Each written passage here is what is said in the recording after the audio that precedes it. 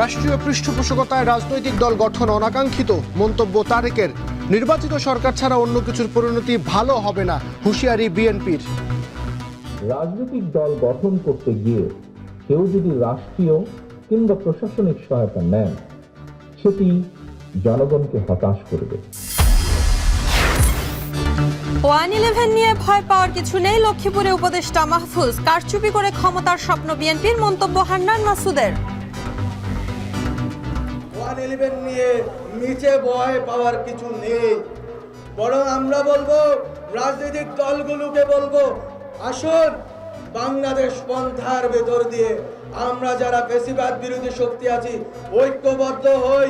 এমন একটি সরকার দেয়া হয় নিরপেক্ষ সরকারের নামে, যেটা তাদেরকে নিশ্চিত ক্ষমতায় বসিয়ে দিবে, সেই রকম সরকার তারা চায়। 6 মাসের মধ্যে সংস্কার করে নির্বাচনের রোডম্যাপ দাবি জামায়াতের। আওয়ামী আমলে চুরি হয়েছিল রাজনীতি, মন্তব্য আমিরের।